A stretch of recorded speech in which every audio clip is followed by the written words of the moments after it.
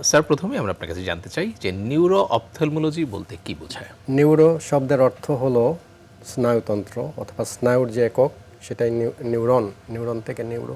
আর ophthalmology মানে হলো চোখের যাবতীয় বিষয় আসে।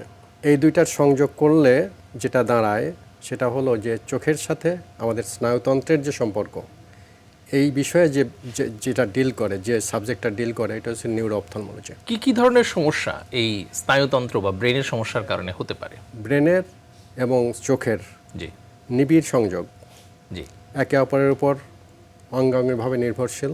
আমাদের দেখার যে ব্যাপারটা, এটা কিন্তু আমরা যদিও বলি যে আমরা চোখ দিয়ে দেখি, জি। আসলে কিন্তু আমরা ব্রেন দিয়েই দেখি। হ্যাঁ। তাহলে চোখের কাজটা কি? চোখের কাজটা হলো আমাদের যে দৃষ্টির যে অনুভূতিটা, সেটাকে প্রসেস করে এই ইনফরমেশনটাকে ব্রেনে পাঠিয়ে দেওয়া। জি এবং যে নার্ভের মাধ্যমে এই কাজটা করা হয় সেটা হলো অপটিক নার্ভ। এর সাথে ব্রেনের সম্পর্ক। এই ইনফরমেশনটা যখন ব্রেনে যায়, আমাদের অক্সিপিটাল কর্টেক্স বলে যে ব্রেনের যে অংশটা রয়েছে, সেখানে এই ইনফরমেশনটা যাওয়ার পর আমরা এখানে আমাদের ব্রেন অ্যানালিসিস করে আমাদের দৃষ্টির বিভিন্ন দিক অ্যানালিসিস করে আমাদের দৃষ্টিটাকে ভালোভাবে দেখার কাজটি করে। এইখানে আমাদের যে চোখের যে কোনো রোগ ব্রেনে এফেক্ট করে না, কিন্তু ব্রেনের অনেক রোগই কিন্তু চোখকে এফেক্ট করে। জি এর ভিতরে আমি যদি কয়েকটা একদম মোদ্দা কথায় বলতে পারি, ব্রেনের প্রেশার যদি বেড়ে যায়, যাকে আমরা হাইড্রোসেফালাস বলি, সেখানে কিন্তু আমাদের চোখ সিরিয়াসলি অ্যাফেক্টেড হয় এবং আমাদের চোখের যে নার্ভ, অপটিক নার্ভ, সেটা কিন্তু ফুলে যেতে পারে, যেটাকে আমরা প্যাপিলিডেমা বলি।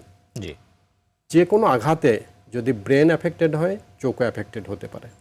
সেটা চোখের অপটিক নার্ভ ড্যামেজ হতে পারে, সেটা আমাদের যে ভিজুয়াল কর্টেক্স, যেটা অক্সিপিটাল কর্টেক্সে থাকে, সেটার ড্যামেজ হতে পারে।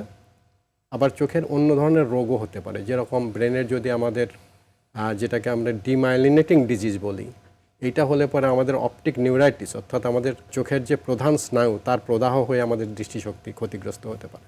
এভাবে বিভিন্নভাবেই আমাদের ব্রেনের ডিজিজগুলো আমাদের চোখকে অ্যাফেক্ট করতে পারে এবং আমাদের দৃষ্টিশক্তি ক্ষতিগ্রস্ত হতে পারে। অর্থাৎ আমরা এটা বলতেই পারি যে স্নায়ুতন্ত্র বা ব্রেনের অসুখে আমাদের চোখও ক্ষতিগ্রস্ত হতে পারে। এক্স্যাক্টলি। এবং চোখের যে কোনো অসুখেই আমাদেরকে এই ব্যাপারটি মাথায় রাখতে হতে পারে যে ব্রেনের কোনো সমস্যা আছে কিনা, সেটিকে এক্সক্লুড করে নেওয়া। অনেক ধন্যবাদ স্যার আপনাকে। এই যে ব্রেন এবং আই, মানে স্নায়ু এবং চোখ, এই দুটোর মাঝে যে সম্পর্ক, এই সম্পর্কটা কিভাবে স্থাপিত হয় বা এই সম্পর্কটা আমি আমরা কিভাবে? অলরেডি কিছু বলেছি আগে। জি জি জি আমাদের যে ভিজুয়াল ইনফরমেশনটা, জি সেটা আমাদের প্রথমে রেটিনাতে যায়। জি রেটিনা থেকে অপটিক নার্ভের মাধ্যমে optic chiasma, optic tract, lateral geniculate body, optic radiation এবং আলটিমেটলি আমাদের যে দেখার যে সচেতন দেখার যে এরিয়াটা ব্রেনের, জি ভিজুয়াল কর্টেক্স, যেটা অক্সিপিটাল রিজিয়নে থাকে, অর্থাৎ আমাদের মাথার পিছন দিকে থাকে ব্রেনের যে অংশটা, ওখানে ইনফরমেশনটা গেলে পরে আমরা দেখতে পাই।